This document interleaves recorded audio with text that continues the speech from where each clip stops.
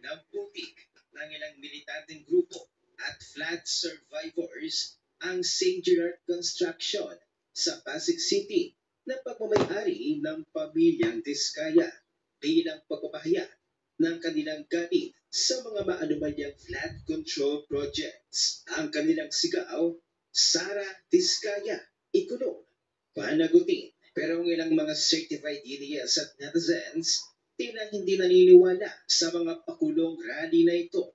Kung ang certified DDS ang tatanungin, hindi sila naniniwala sa pakulong ito. Palabas lamang ang mga pautot na ito.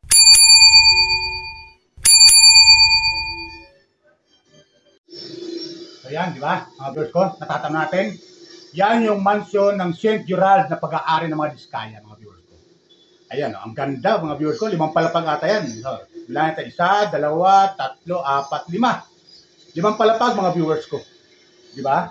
Pag-aari ng mga Diskaya na bilang kontraktor ng DPWH na ayon doon sa pag-hearing, sa pakinggan natin sa Senado, mga viewers ko, ay yung pera ay bilang kontraktor ay nagkaroon ng ghost project, mga viewers ko. At ikaw sa mga Diskaya, sa mga nagkaroon ng project sa DPWH at nagkaroon ng ghost project.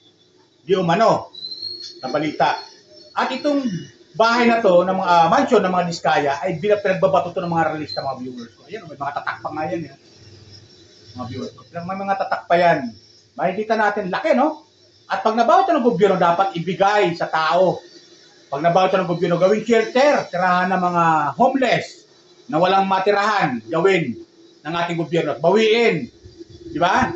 Mabawi ng gobyerno. Kung totoo nga na ang mga Diskaya ay nangulimbat ng pera sa DPWH bilang isang kontraktor. Nagbulsa ba ng pera bilang kontraktor ng DPWH? Okay? Di ba? So, pinakita ko sa inyo, pagkalaki-laki, di ba? Mga viewers ko, grabe. So, ayan guys. Good morning po sa inyo lahat. Sana po nasa mabuti yung kalagayan at malayo sa karamdaman. Welcome po kayo sa aking YouTube channel, Randy Chinel. Paki-subscribe, like, and share, comment sa aking video upload, okay? Ang mga viewers ko, ito, dito tayo sa lugar ng, papakita ko lang sa inyo, itong mansion ng mga Diskaya, yung St. Gerald Construction Development, mga viewers ko. Napakalaki, mga viewers ko, no? Na alam niyo naman itong mga Diskaya ay na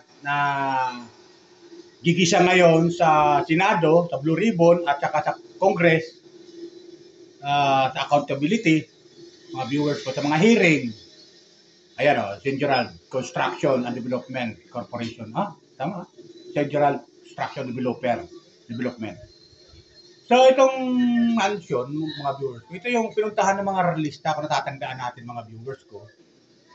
Ito yung sinugod ng mga realista at ayon sa mga realista, sumisigaw, ibalik yung perang ninakaw nila, nakulimbat nila sa DPWH, na binulsa nila sa mga ghost project na ginawa nila, mga viewers. Ayon sa mga realista, di umano, mga viewers. Kung mapapansin natin, pinagbabato itong St. Gerald Mansion na to, na pag-aari ng mga Diskaya. Sayang naman, mga viewers ko, kasi pinaghirapan ng mga Diskaya ito bago ito nagpatayo. Para sa akin, mga viewers ko, pinaghirapan to ng mga Diskaya na ipatayo itong kanilang mansion. Ayan o, may mga tatakpan ng kanya, no? Ng mga realista. Ayan o. Pati yung kailangan, tawag dito, billboard ba yan? Tawag yan, Development Corporation pala. Di ba? Pinagbabato yan ng mga, pinagbabato ito ng mga realista, nung suburin to, mga viewers ko, ng mga realistong bahay or mansion building ng mga Diskaya. Na ayon di umano sa mga nagrally ay pagpera ng taong bayan na nilustay o binulsa nila na galing sa DPWH, mga viewers ko. Kasi kontraktor ito ng DPWH, mga viewers ko di ba? At ayon naman sa sa Senado, nagkaroon sila ng mga mamahaling mga sakyan, mga viewers ko. At nasabi nga doon, 28 unit ng mga luxury car na magagarang sakyan. Na pinaghirapan din nila, mga viewers ko, Sa DPWH. Kasi kontraktor nga sila ng DPWH, mga viewers ko eh.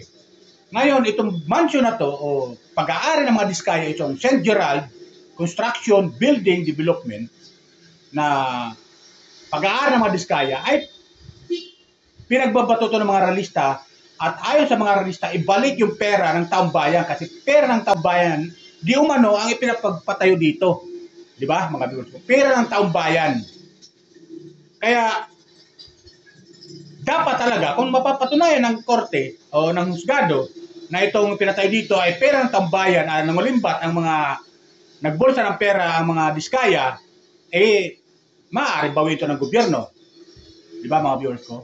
At kung sakasakali bawin nga ng gobyerno itong pag-aari ng mga diskaya, itong building na to, kung mabawi ito ng gobyerno, ay sana itira dyan yung mga taong lansangan, yung walang matirahan, yung mga homeless, dyan itara gawing shelter, mga viewers ko. Gawing shelter. Pag nabawi ng gobyerno at patunayan na itong mga diskaya ay nagbulsa ng bilyong-bilyong pera mula sa kaban ng ating gobyerno o sa DPWH na kontraktor, na nangontrata bilang kontraktor ng DPWH. Di ba mga viewers ko? So ayun, hanggang dito lang mga viewers ko yung aking video upload. Pinakita ko lang sa inyo yung mansion ng mga diskaya. Okay? Sana masuportahan nyo po at sana po ma-subscribe nyo po itong aking YouTube channel, Randy Chill. Pag-subscribe, like and share and comment sa aking video upload kung hindi pa kayo nakakapag-subscribe. Okay? Mga viewers ko, yun lang po. Bye! Ingat po lagi. Pagpalain po tayo ng Pumay Kapal.